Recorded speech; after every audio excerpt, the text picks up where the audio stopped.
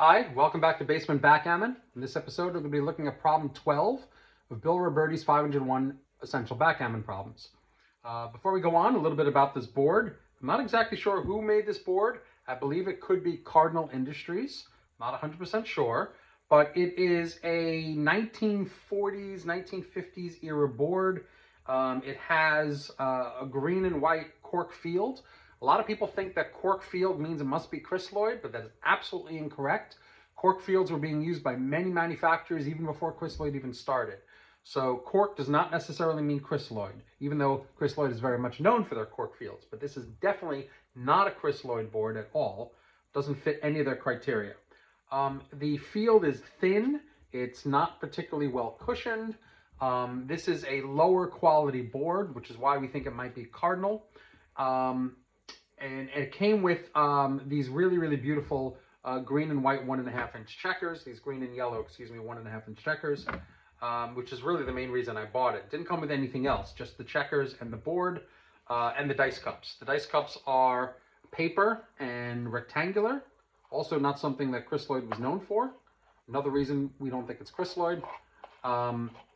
Everything else I added the dice box, I added the cube, which is a crystalloid cube, or crystalloid used to sell those anyway, and precision dice. I call this one Elphaba because of the green color. Reminds me of the Wizard of Oz. Anyway, let's talk about this this problem here. Yellow has rolled an opening 4-1, and they played 13-8 and 24-23. 13-9, 13-9, 24-23. We're being asked to play an opening 4-1 in response. So think about what you would do with an opening 4-1. It's kind of a weird roll, but not the best roll in this particular case for response. But think about what you would want to do with it, and we will come back in 10 seconds. Pause the video if you need more time.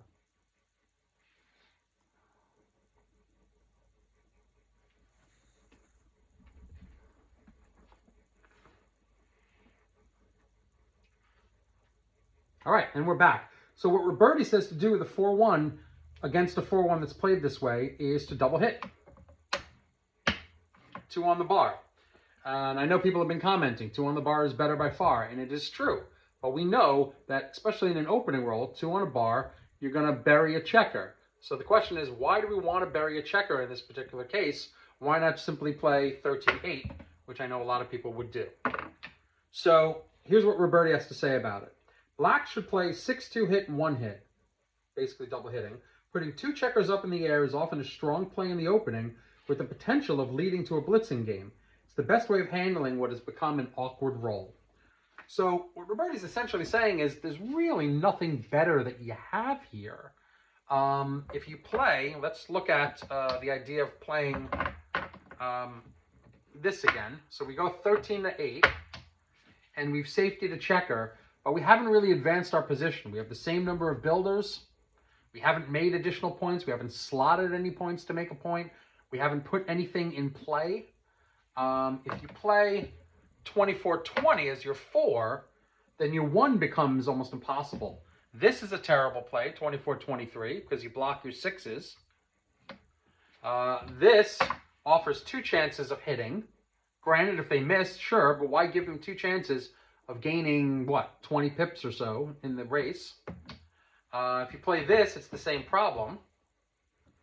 So your 1 is kind of missing here. And this doesn't really add much. This, at least, gives you the option of yellow wasting an entire roll coming in. You have to waste 2 numbers to come in. And if they miss, you have a chance of blitzing, meaning that you could hit and cover, you could hit and make a point, and just keep going at it until yellow has wasted so many rolls coming in over and over and over again that you can finally build a few points, pass the cube, and be done with the game. So that's the answer. The answer is 2 on the bar. In this case, better by far, even though you're burying a checker. It's your only real move. We'll see what XG has to say about it in a video. I will be back with that in just a few seconds. Okay, we're back with our XG analysis. In this case, we're asking black to play an opening 4-1, after white has played also an opening 4-1 where they've done 13-9, 24-23. Very reasonable opening play. And Robertie says we should hit 2 checkers with the 6. 6-2, 6-1 hit. Put 2 checkers on the bar. Those are all the reasons we've previously discussed. Let's see the moment of truth from XG. And XG says exactly the same thing. Double hitting is the right play here for various reasons that we've discussed.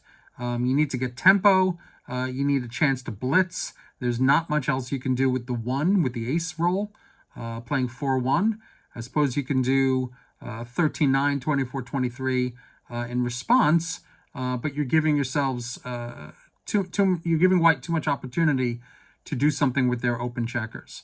So double hitting to take back the tempo is the right thing to do. And I've tried every variation of match play. It's the same. So this is the right move. Please like and subscribe for more videos. You'll be notified every time I upload a new video. And thank you so much for watching. This has been a really great journey so far, and we have hundreds more to go. Thanks a lot.